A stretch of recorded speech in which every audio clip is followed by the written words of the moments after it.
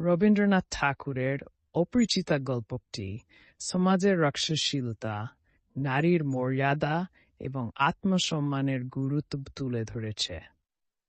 গল্পের মূল কথা: গল্পের প্রধান চরিত্র অনুপম চট্টোপাধ্যায়। ইনি কলকাতায় বসবাসকারী একজন শিক্ষিত যুবক।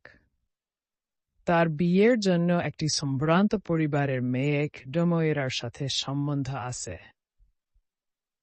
কিরণময়ী সুন্দরী, শিক্ষিতা এবং আত্মসম্মানবোধ সম্পন্ন মেয়ে। তবে বিয়ের সময় কিরণময়ীর শিক্ষাগত যোগ্যতা এবং স্বাধীনচেতা মনোভাব দেখে অনুপমের পরিবারের আপত্তি ওঠে। বিশেষত মেয়েটির স্বাধীনতা এবং বক্তৃত্ব তাদের কাছে গ্রহণযোগ্য হয় না। অনুপম সমাজের প্রচলিত ধারণার সাথে মেনে নিয়ে বিয়েতে অসম্মতি জানায়।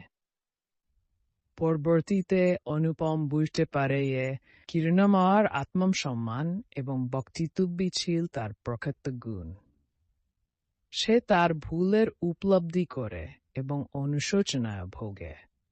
তবে তখন আর কিছু করার থাকে না, কারণ কিরণময়ী তার জীবনকে এগিয়ে নিয়ে যায় তার আত্মমর্যাদা অটল থেকে।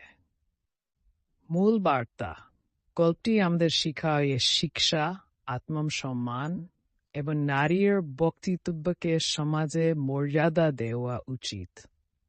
এটি রক্ষণশীল সমাজের মানসিকতা এবং পুরুষতান্ত্রিক দৃষ্টিভঙ্গির সমালোচনা করে। রবীন্দ্রনাথ এই গল্পে